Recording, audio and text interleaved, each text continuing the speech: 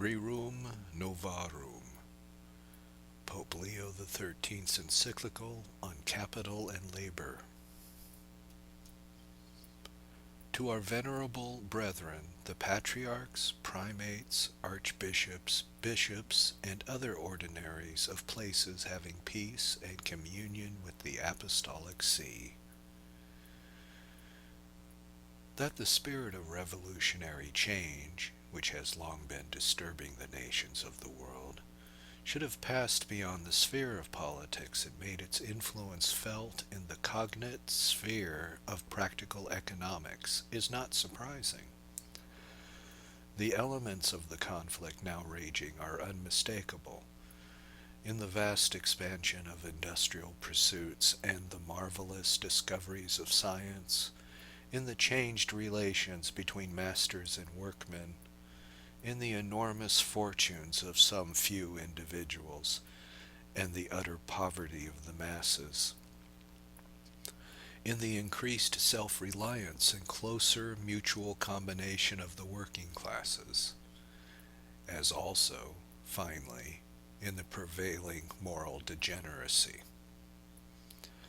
The momentous gravity of the state of things now obtaining fills every mind with painful apprehension. Wise men are discussing it. Practical men are proposing schemes. Popular meetings, legislatures, and rulers of nations are all busied with it. Actually, there is no question which has taken a deeper hold on the public mind.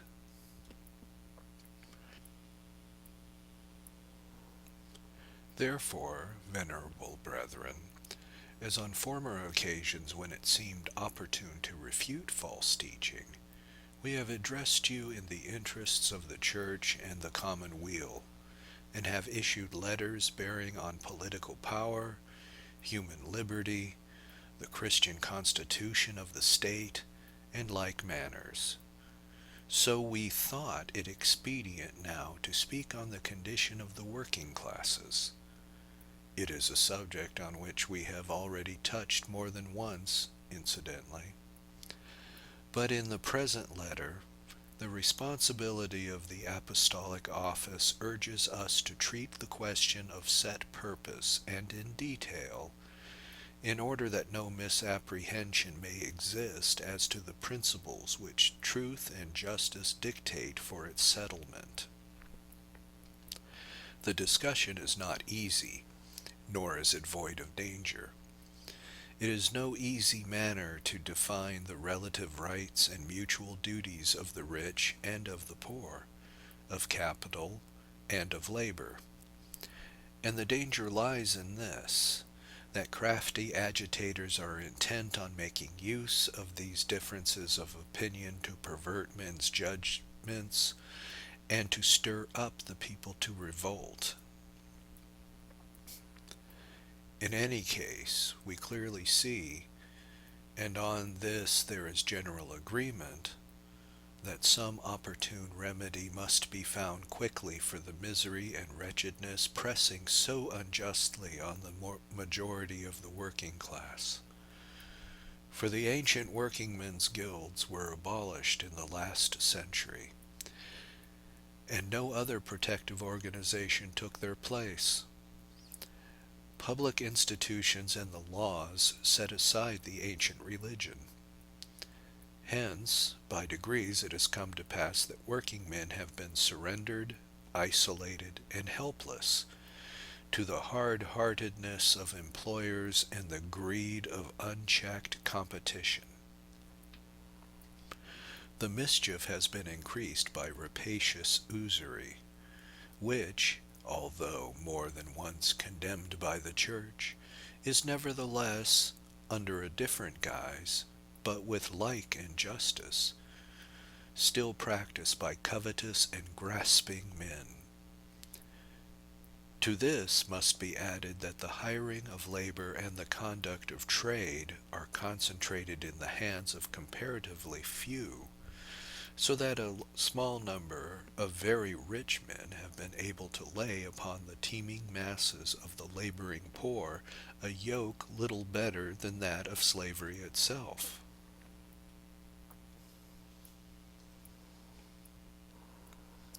To remedy these wrongs, the socialists, working on the poor man's envy of the rich, are striving to do away with private property, and contend that individual possessions should become the common property of all, to be administered by the state or by municipal bodies. They hold that by thus transferring property from the individuals to the community, the present mischievous state of things will be set to rights, inasmuch as each citizen will then get his fair share of whatever there is to enjoy.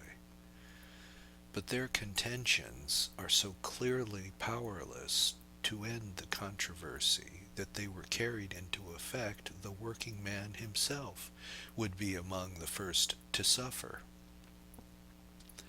They are, moreover, emphatically unjust, for they would rob the lawful possessor, distort the functions of the state, and create utter confusion in the community. It is surely deniable that, when a man engages in remunerative labor, the impelling reason and motive of his work is to obtain property, and thereafter to hold it as his very own.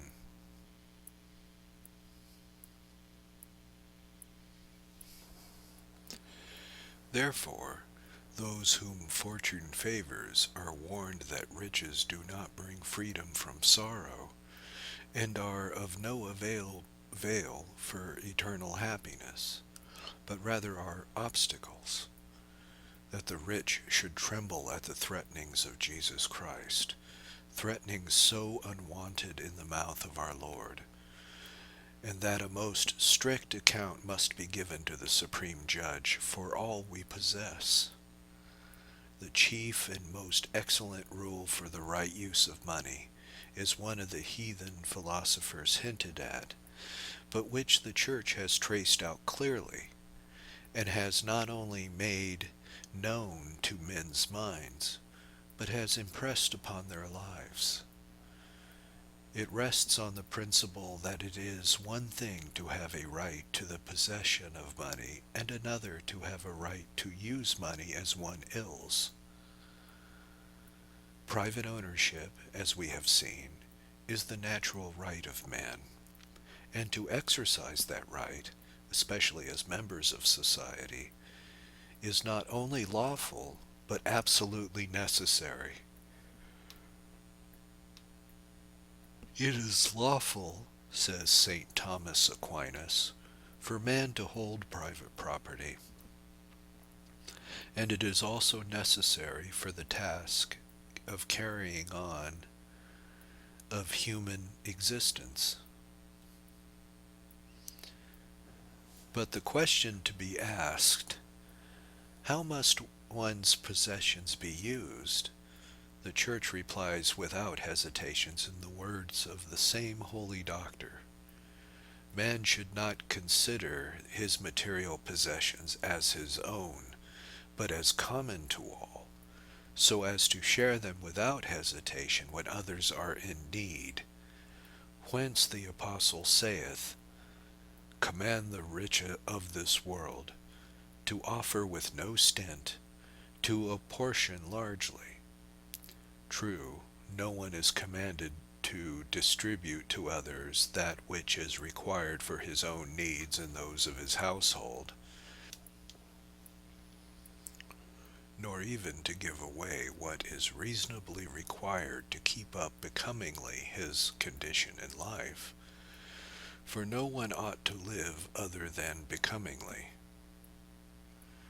But when what necessity demands have been supplied, and one's standing fairly taken thought for, it becomes a duty to give to the indigent out of what remains over. Of that which remaineth, give alms.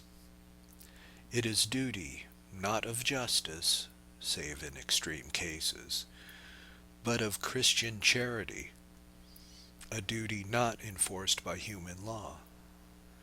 But the laws and judgments of men must yield place to the laws and judgment of Christ, the true God, who in many ways urges on his followers the practice of almsgiving. It is more blessed to give than to receive. And who will count a kindness done or refused to the poor as done or refused to himself? As long as you did it to one of my least brethren, you did it to me. To sum up, then, what has been said, whoever has received from the divine bounty a large share of temporal blessings, whether they be external and material, or gifts of the mind, has received them for the purpose of using them for the perfection of his own nature, and at the same time that he may employ them as the steward of God's providence for the benefit of others. He that hath a talent, said St. Gregory the Great, let him see that he hide it not. He that hath abundance, let him quicken himself to mercy and generosity. He that hath art and skill, let him do his best to share the use and the utility hereof with his neighbor. As for those who possess not the gifts of fortune, they are taught by the Church that in God's sight poverty is no disgrace, and that there is nothing to be ashamed of in earning their bread by labor. This is enforced by what we see in Christ himself, who, whereas he was rich, for our sakes he became poor, and who, being the Son of God and God himself, chose to seem and to be considered the son of a carpenter, nay, did not disdain to spend a great part of his life as a carpenter himself. Is not this the carpenter, the son of Mary? From contemplation of this divine model, it is more easy to understand that the true worth and nobility of man lie in his moral qualities, that is, in virtue.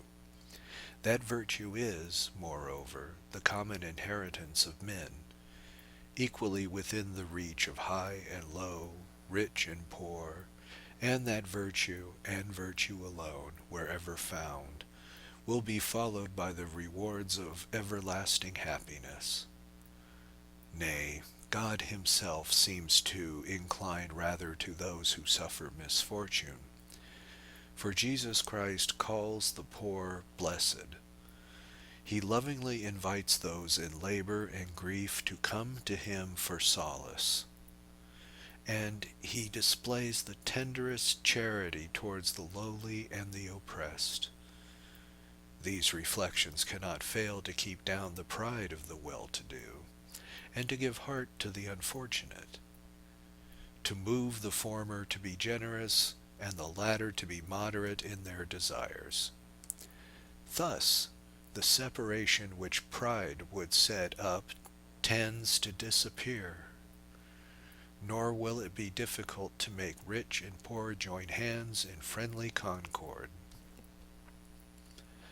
But, if Christian precepts prevail, the respective classes will not only be united in the bonds of friendship, but also in those of brotherly love. For they will understand and feel that all men are children of the same common Father, who is God, that they all have alike the same last end, which is God himself, who alone can make either men or angels absolutely and perfectly happy, that each and all are redeemed and made sons of God by Jesus Christ, the firstborn among many brethren, that the blessings of nature and the gifts of grace belong to the whole human race in common, and that from none except the unworthy is withheld the inheritance of the kingdom of heaven. If sons, heirs also, heirs indeed of God, and co-heirs with Christ. Such is the scheme of duties and of rights, which is shown forth to the world by the gospel. Would it not seem that, were society penetrated with ideas like these, strife must quickly cease? But the Church, not content with pointing out the remedy, also applies it. For the Church does her utmost to teach and to train men, and to educate them, and by the intermediary of her bishops and clergy diffuses her salutary teachings far and wide. She strives to influence the mind and the heart, so that all may willingly yield themselves to be formed and guided by the commandments of God. It is precisely in this fundamental and momentous matter, on which everything depends, that the Church possesses a power peculiarly of her own. The instruments which she employs are given to her by Jesus Christ himself for the very purpose of reaching the hearts of men, and drive their efficiency from God. They alone can reach the innermost heart and conscience, and bring men to act from a motive of duty, to control their passions and appetites, to love God and their fellow men with a love that is outstanding and of the highest degree, and to break down courageously every barrier which blocks the way to virtue. On this subject we need but recall for one moment the examples recorded in history. Of these facts there cannot be any shadow of doubt. For instance, that civil society was renovated in every part by Christian institutions, that in the strength of that renewal the human race was lifted up to better things, nay, that it was brought back from death to life, and to so excellent of life that nothing more perfect had been known before, or will come to be known in the ages that have yet to be. Of this beneficent transformation, Jesus Christ was at once the first cause and the final end. As from him all came, so to him was all to be brought back. For when the human race, by the light of the gospel message, came to know the grand mystery of the incarnation of the Word and the redemption of man, at once the life of Jesus Christ, God and man, pervaded every race and nation, and interpenetrated them with his faith, his precepts, and his laws. And if human society is to be healed now, in no other way can it be healed save by a return to Christian life and Christian institutions. When a society is perishing, the wholesome advice to give to those who would restore it is to call it to the principles from which it sprang. For the purpose and perfection of association is to aim at and to attain that for which it is formed, and its efforts should be put in motion and inspired by the end and object which originally gave it being. Hence, to fall away from its primal constitution implies disease. To go back to it, recovery. And this may be asserted with utmost truth both of the whole body of the Commonwealth and of that class of its citizens, by far the great majority, who get their living by their labor. Neither must it be supposed that the solicitude of the Church is so preoccupied with the spiritual concerns of her children as to neglect their temporal and earthly interests. Her desire is that the poor, for example, should rise above poverty, and wretchedness, and better their condition in life. And for this she makes a strong endeavor. By the fact that she calls men to virtue and forms them to its practice, she promotes this in no slight degree.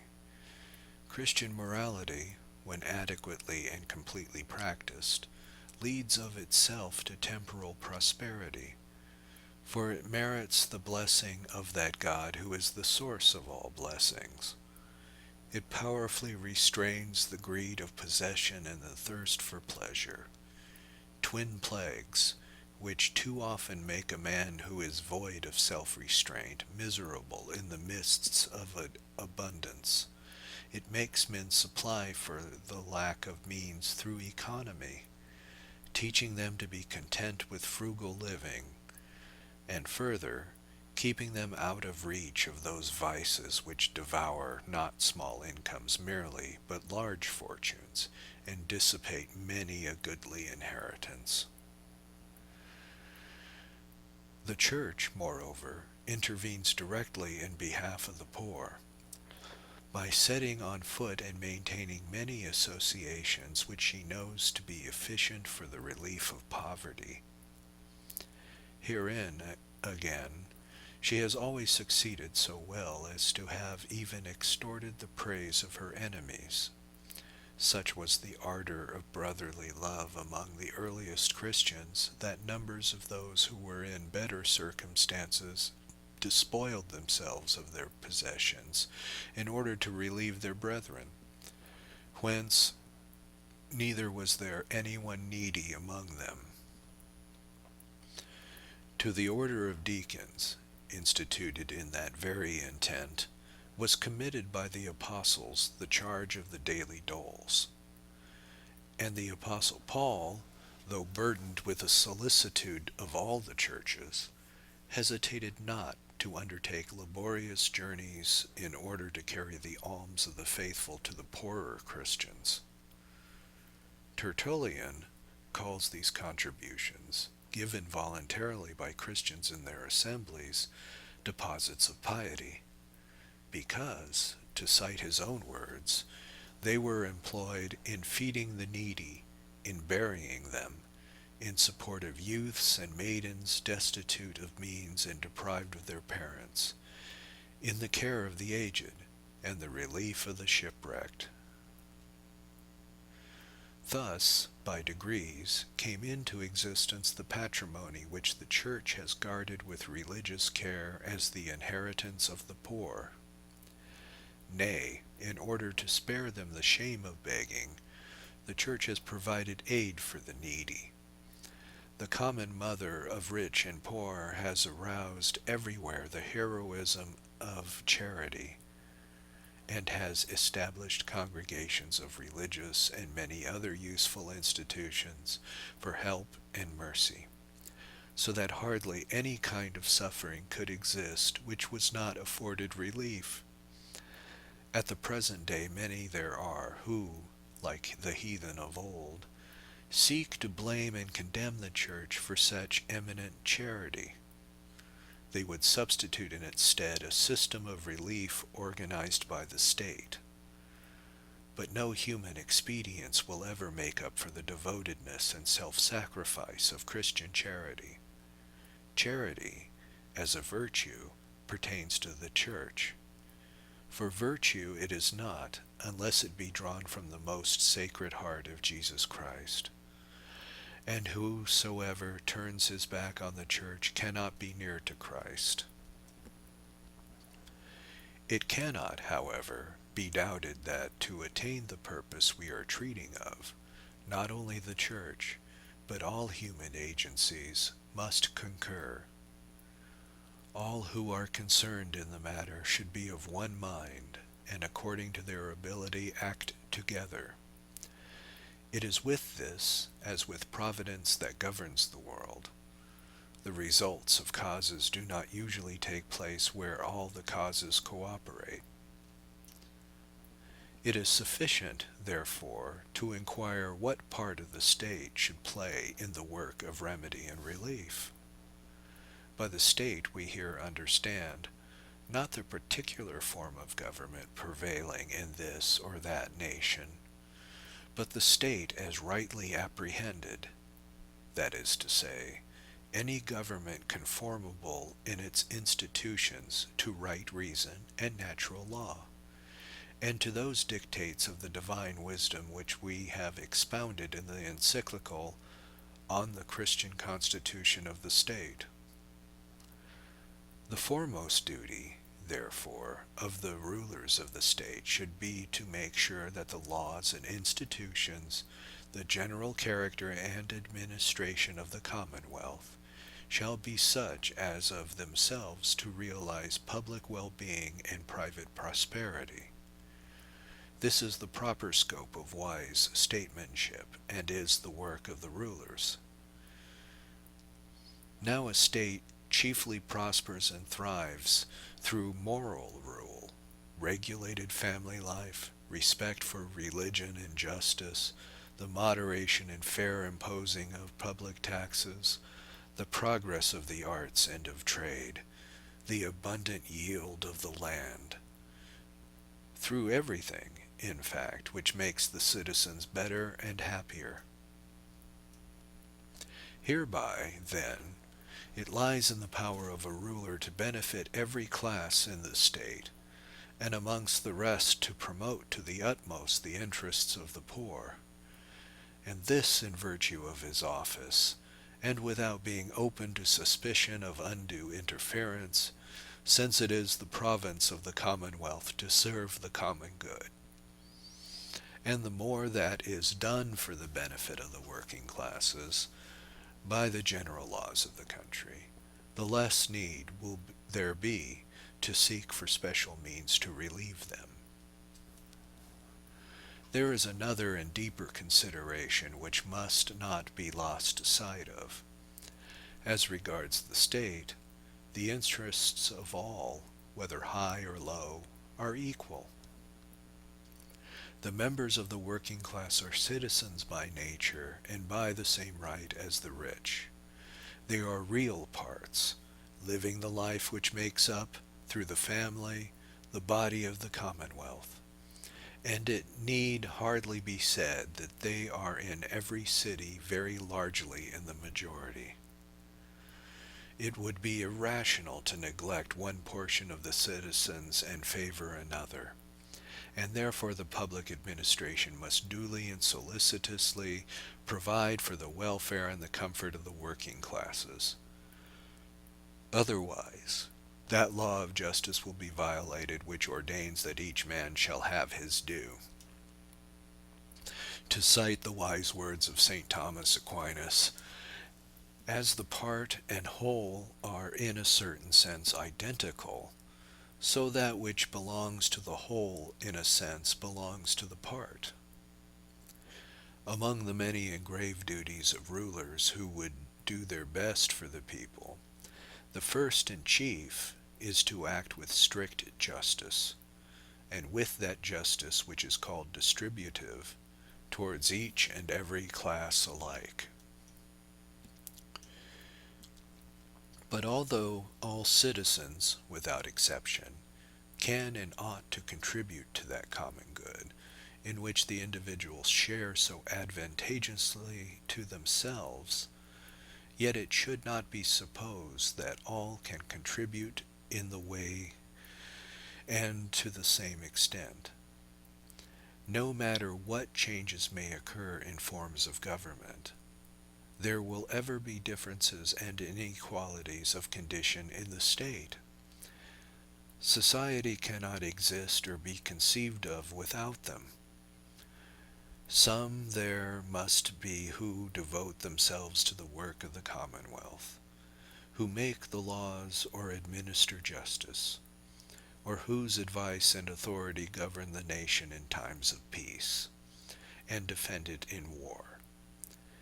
Such men clearly occupy the foremost place in the state, and should be held in highest estimation, for their work concerns most nearly and effectively the general interests of the community.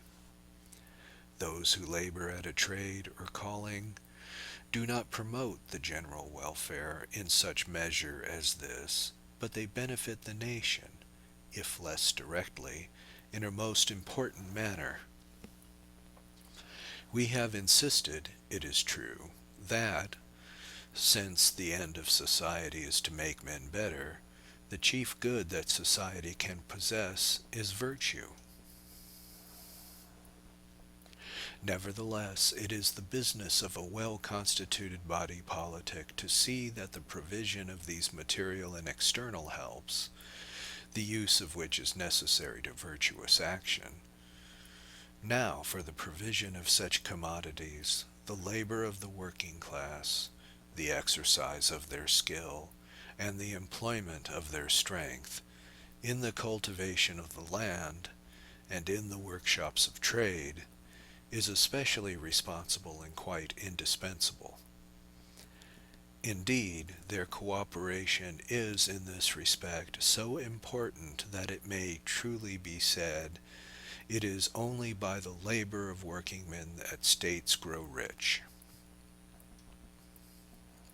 Justice, therefore, demands that the interests of the working classes should be carefully watched over by the administration, so that they who contribute so largely to the advantage of the community may themselves share in the benefits which they create, that being housed, clothed, and bodily fit, they may find their life less hard and more endurable. It follows that whatever shall appear to prove conducive to the well-being of those who work should obtain favorable consideration. There is no fear that solicitude of this kind will be harmful to any interest.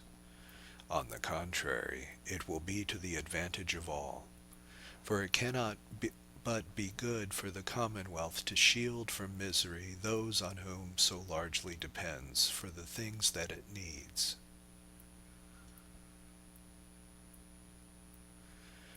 We have said that the state must not absorb the individual or the family.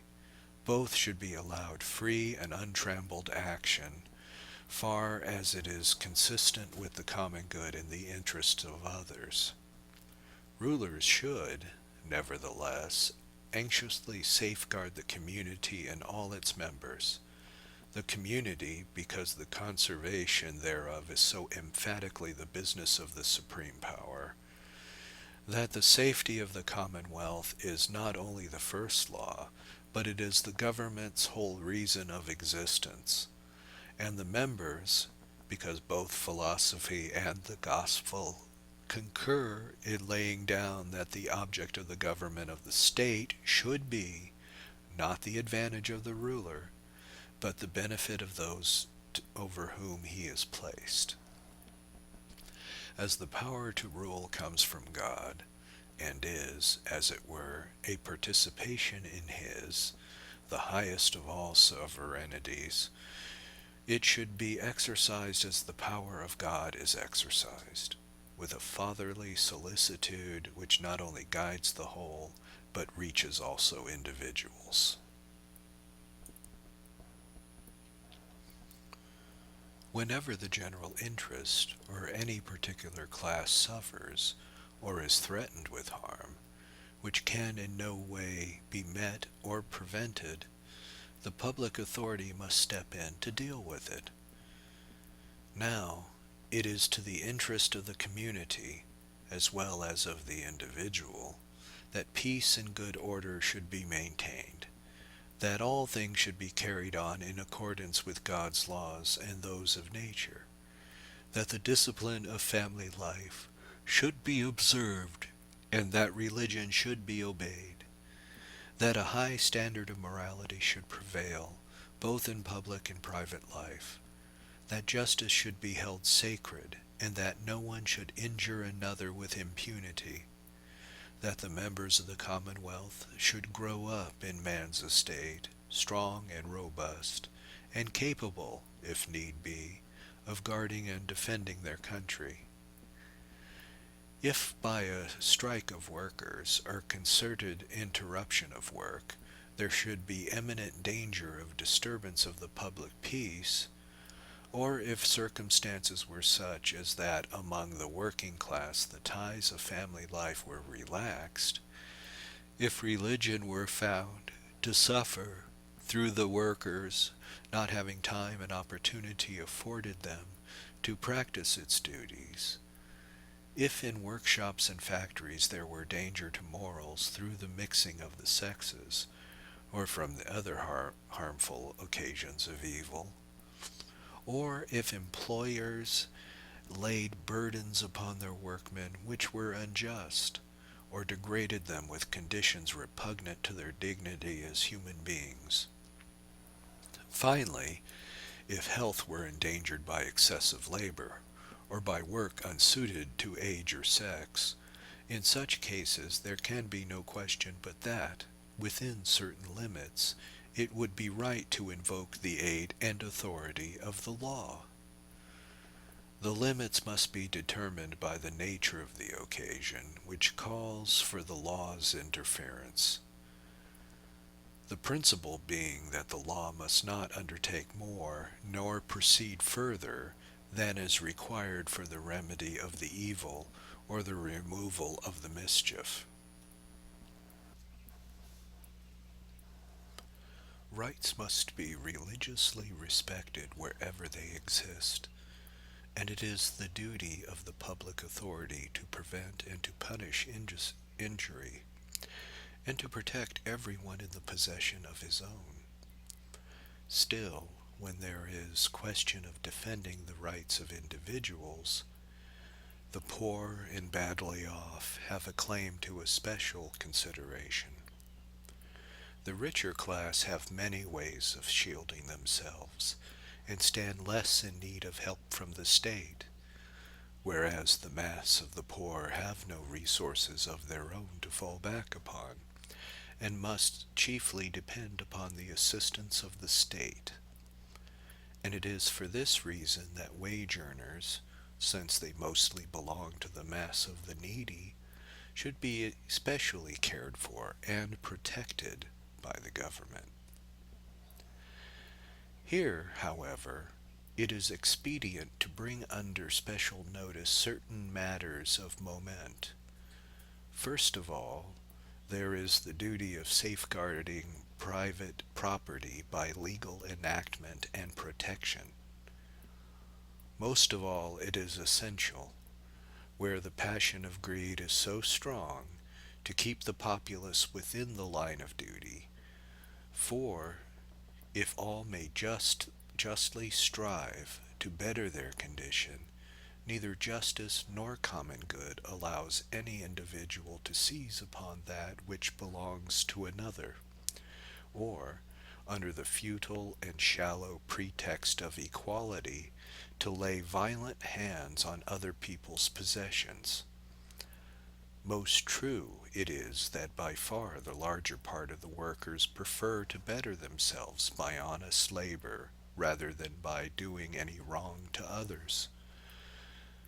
But there are not a few who are imbued with evil principles and eager for revolutionary change, whose main purpose is to stir up disorder and incite their fellows to acts of violence. The authority of the law should intervene and put restraint upon such firebrands, to save the working classes from being led astray by their maneuvers, and to protect lawful owners from spoliation.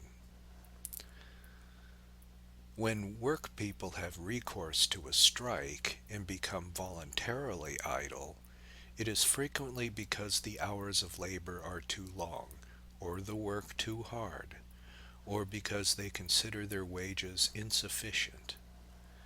The grave inconvenience of this not uncommon occurrence should be obviated by public remedial measures, for such paralyzing of labor not only affects the masters and their work people alike, but is extremely injurious to trade and to general interests of the public.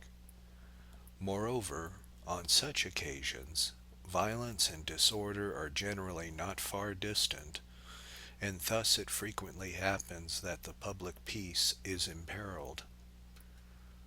The laws should forestall and prevent such troubles from arising. They should lend their influence and authority to the removal in good time of the causes which lead to conflicts between employers and employed. The working man, too, has interests in which he should be protected by the state, and first of all, there are the interests of his soul. Life on earth, however good and desirable in itself, is not the final purpose for which man is created. It is only the way and the means to that attainment of truth, that love of goodness in the way and means of that attainment of truth, and that love of goodness in which full life of the soul consists. It is the soul which is made after the image and likeness of God.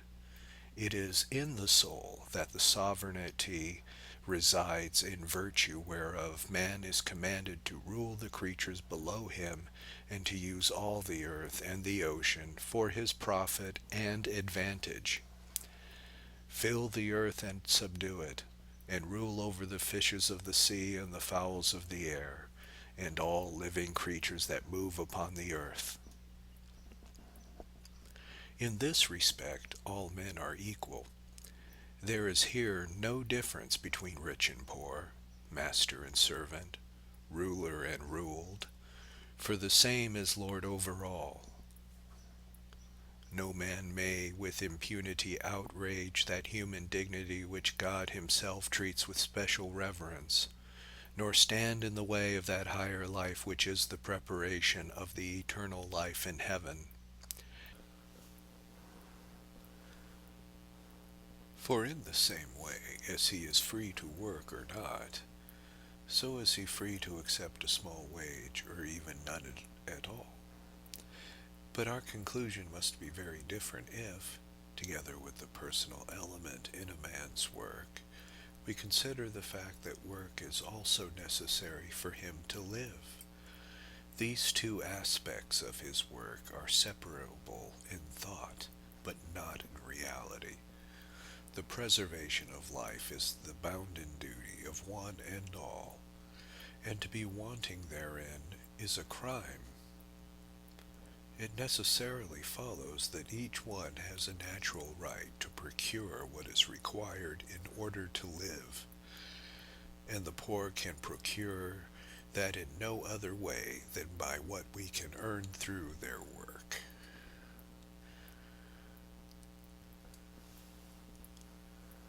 Let the working man and the employer make free agreements, and in particular let them agree freely as to the wages.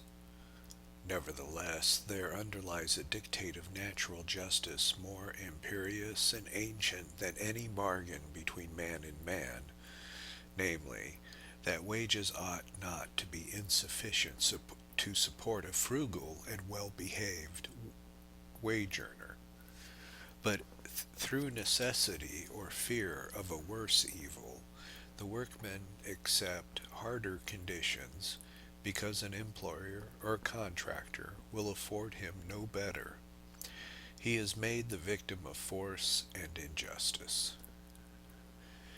In these and similar questions, however, such as, for example, the hours of labor in different trades, the sanitary precautions to be observed in factories and workshops, etc., in order to supersede undue interference on the part of the state, especially as circumstances, times, and localities differ so widely, it is advisable that recourse be had to societies or boards, such as we shall mention presently, or to some other mode of safeguarding the interests of the wage earners, the state being appealed to, should circumstances require, for its sanction and protection. If a workman's wages be sufficient to enable him to comfortably support himself, his wife, and his children, he will find it easy, if he be a sensible man, to practice thrift, and he will not fail, by cutting down expenses, to put by some little savings, and thus secure a modest source of income. Nature itself would urge him to do this. We have seen that this great labor question cannot be solved save by assuming as a principle that private ownership must be held sacred and inviolable. The law, therefore, should favor ownership, and its policy should be to induce as many as possible of the people to become owners. Many excellent results will follow from this, and, first of all, property will certainly become more equitably divided, for the result of civil change and revolution has been to divide cities into two classes separated by a wide chasm. On the one side there is the party which holds power because it holds wealth, which has in its grasp the whole of labor and trade, which manipulates for its own benefit and its own purposes all the sources of supply, and which is not without influence, even in the administration of the Commonwealth. On the other side there is the needy and powerless multitude, sick and sore in spirit, and ever ready for disturbance. If working people can be encouraged to look forward to obtaining a share in the land, the consequence will be that the gulf between vast wealth and sheer poverty will be bridged over, and the respective classes will be brought nearer to one another. A further consequence will result in the great abundance of the fruits of the earth. Men always work harder and more readily when they work on that which belongs to them. Nay, they learn to love the very soil that yields in response to the labor of their hands. Not only food to eat, but an abundance of good things for themselves and those that are dear to them. That such a spirit of willing labor would add to the produce of the earth and to the wealth of the community is self-evident. And a third advantage would spring from this. Men would cling to the country in which they were born, for no one would exchange his country for a foreign land if his own afforded him the means of living a decent and happy life. These three important benefits, however, can be reckoned on only provided that a man's means be not drained and exhausted by excessive taxation. The right to possess private property is derived from nature, not from man, and the state has the right to control its use in the interests of the public good alone, but by no means to absorb it altogether. The state would therefore be unjust and cruel if, under the name of taxation, it were to deprive the private owner of more than is fair.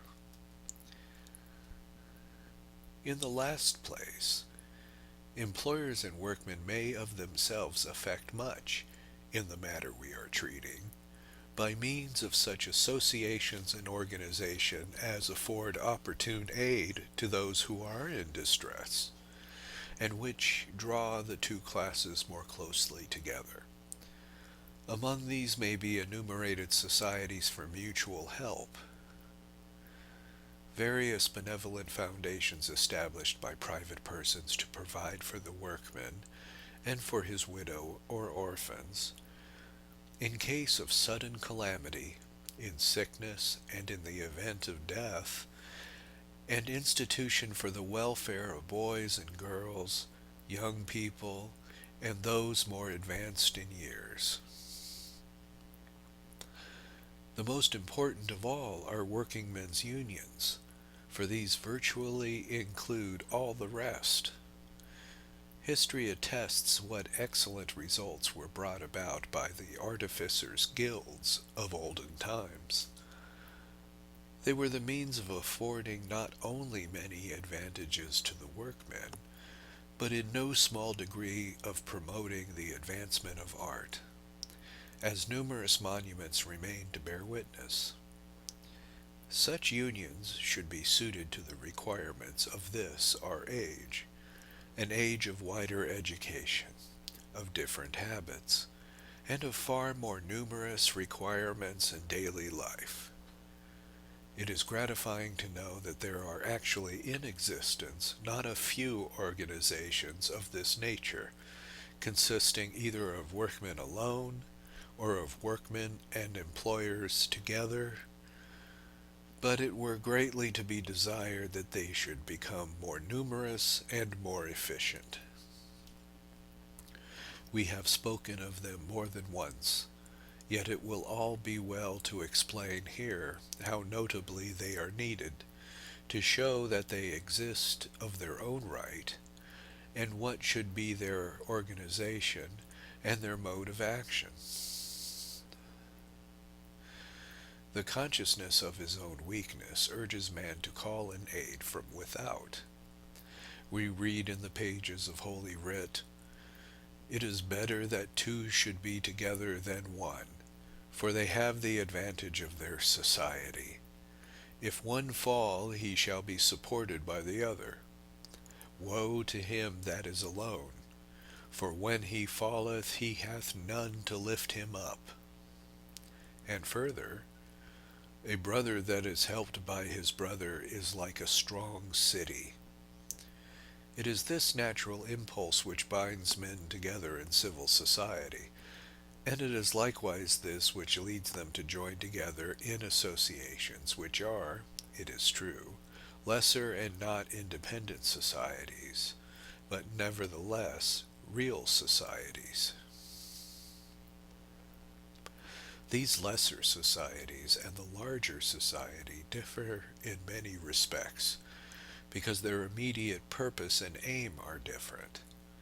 Civil society exists for the common good, and hence is concerned with the interests of all in general, albeit with individual interests also in their due place and degree. It is therefore called a public society, because its agency, as St. Thomas Aquinas says, "Men establish relations in common with one another in the setting up of a commonwealth." But societies which are formed in the bosom of the commonwealth are styled private, and rightly so, since their immediate purpose is the private advantage of the associates. Now, a private society, says St. Thomas again, is one which is formed for the purpose of carrying out private objects, as when two or three enter into a partnership with the view of trading in common. Private societies, then, although they exist within the body politic, and are severally part of the Commonwealth, cannot nevertheless be absolutely, and as such, prohibited by public authority. For to enter into a society of this kind is the natural right of man, and the state has for its office to protect natural rights, not to destroy them, and if it forbid its citizens to form associations, it contradicts the very principle of its own existence, for both they and it exist in virtue of the like principle, namely, the natural tendency of man to dwell in society. There are occasions, doubtless, when it is fitting that the law should intervene to prevent certain associations, as when men join together for purposes which are evidently bad, unlawful, or dangerous to the state. In such cases, public authority may justly forbid the formation of such associations, and may dissolve them if they already exist. But every precaution should be taken not to violate the rights of individuals, and not to impose unreasonable regulations under pretense of public benefit. For laws only bind when they are in accordance with right reason, and hence with the eternal law of God. And here we are reminded of the confraternities, societies, and religious orders which have arisen by the Church's authority and the piety of Christian men. The annals of every nation down to our own days bear witness to what they have accomplished for the human race. It is indisputable that on grounds of reason alone such associations, being perfectly blameless in their objects, possess the sanction of the law of nature. In their religious aspect they claim rightly to be responsible to the Church alone. These rulers of the state accordingly have no rights over them, nor can they claim any share in their control. On the contrary, it is the duty of the state to respect and cherish them, and, if need be, to defend them from attack. It is notorious that a very different course has been followed, more especially in our own times. In many places the state authorities have laid violent hands on these communities and committed manifold injustice against them. It has placed them under control of the civil law, taken away their rights as corporate bodies, and despoiled them of their property. In such property the Church had her rights. Each member of the body had his or her rights, and they were also the rights of those who had founded or endowed these communities for a definite purpose, and, furthermore, of those whose benefit and assistance they had their being. Therefore, we cannot refrain from complaining of such a spoliation as unjust and fraught with evil results, and with the more reason, too, we complain because, at the very time when the law proclaims that association is free to all, we see that Catholic societies, however peaceful and useful, are hampered in every way, whereas the utmost liberty is conceded to individuals whose purposes are at once hurtful to religion and dangerous to the Commonwealth. Associations of every kind, and especially those of working men, are now far more common than heretofore. As regards many of these, there is no need at present to inquire whence they spring, what are their objects, or what the means they imply.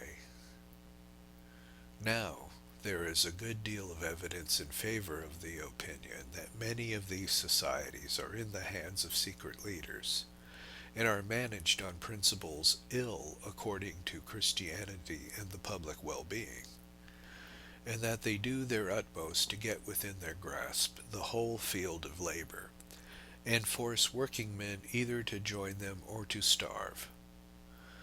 Under these circumstances, Christian working men must do one of two things: either join associations in which their religion will be exposed to peril, or form associations among themselves, and unite their forces so as to shake off courageously the yoke of so unrighteous and intolerable an oppression. No one who does not wish to expose man's chief good to extreme risk will for a moment hesitate to say that the second alternative should by all means be adopted.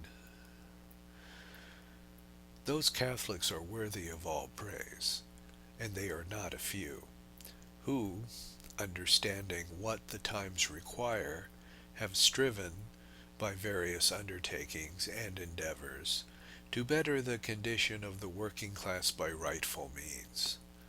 They have taken up the cause of the working man, and have spared no efforts to better the condition both of families and individuals, to infuse a spirit of equity into the mutual relations of employers and employed, to keep before the eyes of both classes the precepts of duty and the laws of the gospel, that gospel which, by inculcating self-restraint, keeps men within the bounds of moderation, and tends to establish harmony among the divergent interests in various classes which compose the body politic.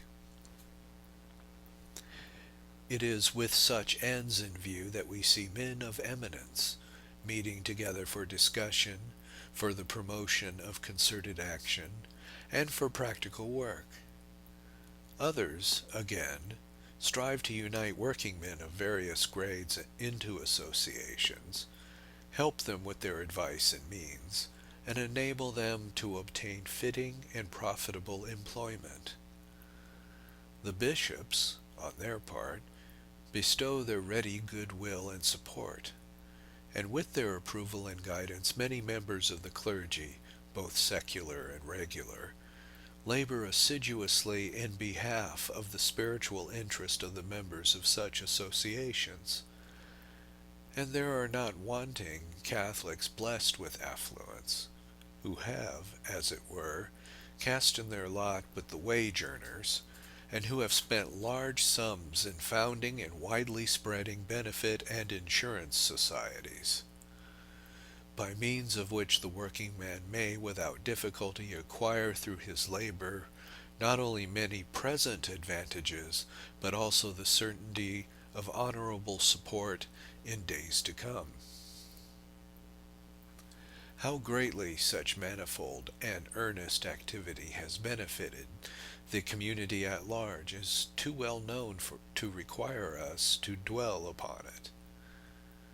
We find therein grounds for most cheering hope in the future, provided always that the associations we have described continue to grow and spread, and are well and wisely administrated.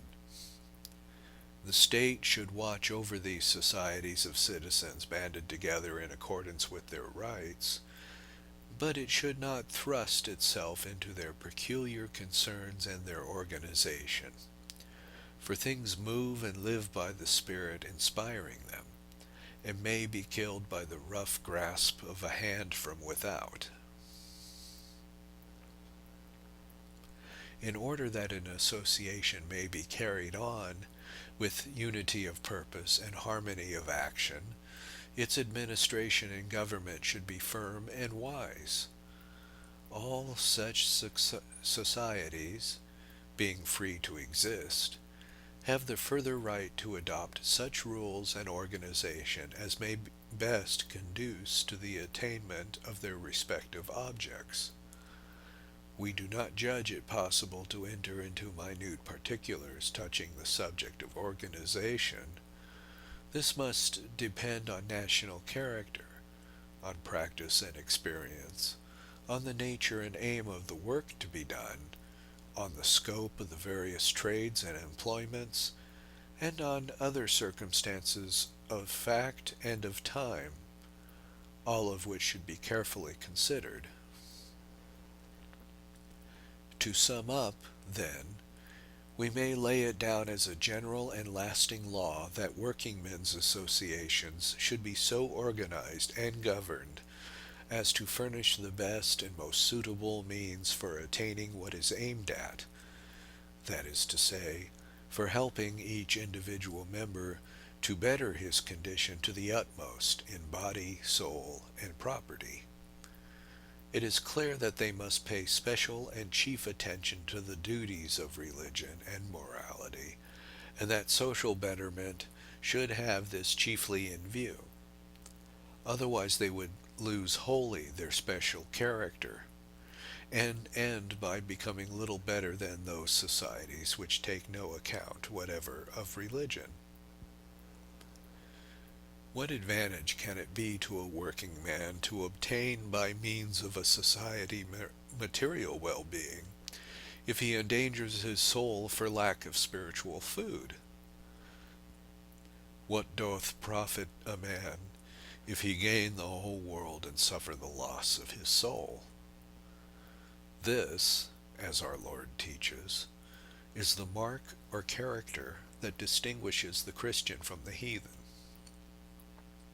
After all these things do the heathen seek. Seek ye first the kingdom of God and his justice, and all these things shall be added unto you. Let our associations, then, look first and before all things to God. Let religious instruction have therein the foremost place, each one being carefully taught what is his duty to God, what he has to believe, what to hope for, and how he is to work out his salvation. And let all be warned and strengthened with special care against wrong principles and false teaching. Let the working men be urged and led to the worship of God, to the earnest practice of religion, and, among other things, to the keeping holy of Sundays and holy days. Let him learn to reverence and love Holy Church, the common mother of us all, and hence to obey the precepts of the Church and to frequent the sacraments, since they are the means ordained by God for obtaining forgiveness of sin and for leading a holy life. The foundation of the organization being thus laid in religion, we next proceed to make clear the relations of the members one to another, in order that they may live together in concord and go forward prosperously and with good results. The offices and charges of the society should be apportioned for the good of the society itself, and in such mode that difference in degree or standing should not interfere with unanimity and goodwill. It is most important that office-bearers be appointed with due prudence and discretion, and each one charge carefully mapped out, in order that no members may suffer harm. The common funds must be administered with strict honesty, in such a way that a member may receive assistance in proportion to his necessities. The right and duties of the employers, as compared with the rights and duties of the employed, ought to be the subject of careful consideration. Should it happen that either a master or a workman believes himself injured, nothing would be more desirable than that a committee should be appointed, composed of reliable and capable members of the association, whose duty would be, conformable with the rules of the association, to settle the dispute. Among the several purposes of a society, one should be to try to arrange for a continuous supply of work at all times and seasons, as well as to create a fund out of which the members may be effectually helped in their needs, not only in the cases of accident, but also in sickness, old age, and distress. Such rules and regulations, if willingly obeyed by all, will sufficiently ensure the well-being of the less well-to-do. Whilst such mutual associations among the Catholics are certain to be productive in no small degree of prosperity to the state, it is not rash to conjecture the future from the past. Age gives way to age, but the events of one century are wonderfully like those of another, for they are directed by the providence of God, who overrules the course of history in accordance with his purposes in creating the race of man. We are told that it was cast as a reproach on the Christians in the early ages of the Church that the greater number among them had to live by begging or by labor. Yet, destitute though they were of wealth and influence, they ended by winning over to their side the favor of the rich and the goodwill of the powerful. They showed themselves industrious, hard-working, assiduous, and peaceful, ruled by justice, and, above all, bound together in brotherly love. In presence of such mode of life and such example, prejudice gave way, the tongue of malevolence was silenced, and the lying legends of ancient superstition little by little yielded to Christian truth.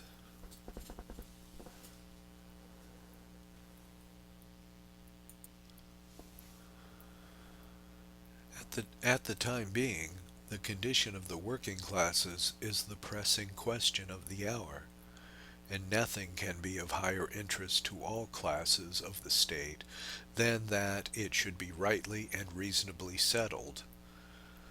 But it would be easy for Christian workingmen to solve it aright if they will form associations, choose wise guides, and follow on the path which so much advantage to themselves and the common weal was trodden by their fathers before them.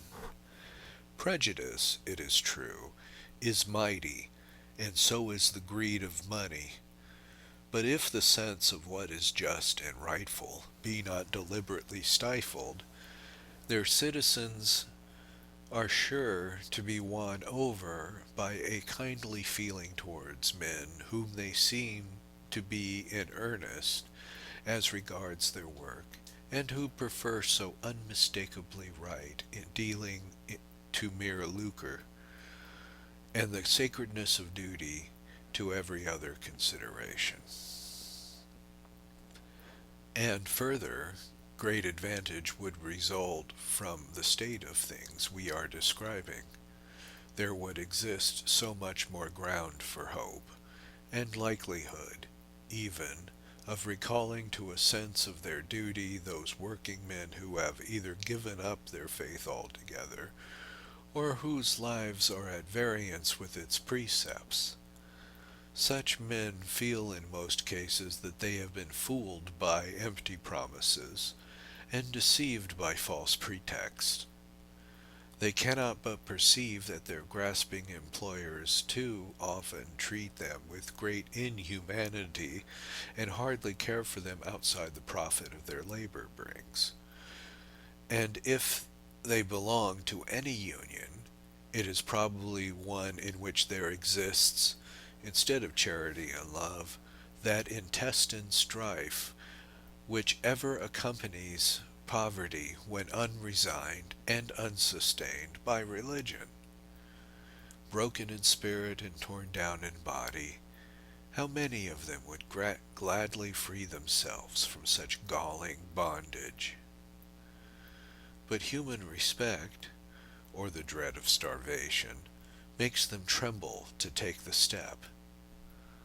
To such as these Catholic associations are of incalculable service, by helping them out of their difficulties, inviting them to companionship, and receiving the returning wanderers to a haven where they may securely find repose.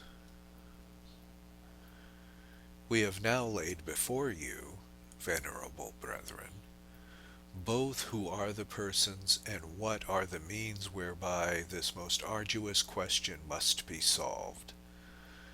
Every one should put his hand to the work which falls to his share, and that at once and straightway, lest the evil which is already so great become, through delay, absolutely beyond remedy. Those who rule the Commonwealth should avail themselves of the laws and institutions of the country. Masters and wealthy owners must be mindful of their duty. The working class, whose interests are at stake, should make every law and proper effort. And since religion alone, as we have said at the beginning, can avail to destroy the evil at its root, all men should rest persuaded that that main thing needful is to re-establish Christian morals, apart from which all the plans and devices of the wisest will prove of little avail. In regard to the Church, her cooperation will never be found lacking, be the time or the occasion what it may. and she will intervene with all the greater effect in proportion as her liberty of action is the more unfettered. Let this carefully taken to heart by those whose office it is to safeguard the public welfare. Every minister of holy religion must bring to the struggle the full energy of his mind and all his power of endurance. Moved by your authority, venerable brethren, as quickened by your example, they should never cease to urge upon men of every class, upon the high-placed as well as the lowly, the gospel doctrines of Christian life. By every means in their power they must strive to secure the good of the people, and above all must earnestly cherish in themselves and try to arouse in others charity, the mistress and queen of virtues. For the happy results we all along must be chiefly brought about by the plenteous outpouring of charity, of that true Christian charity which is the fulfilling of the whole gospel law, which is always ready to sacrifice itself for others' sake, and is man's surest antidote against worldly pride and immoderate love of self. That charity whose office is described and whose godlike features are outlined by the Apostle St. Paul in these words: charity is patient, is kind, seeketh not her own, suffereth all things, endureth all things. On each of you, venerable brethren, and on your clergy and people, as an earnest of God's mercy and a mark of our affection, we lovingly in the Lord bestow the apostolic benediction. Given at St. Peter's in Rome, the 15th day of May, 1891, the 14th year of our pontificate.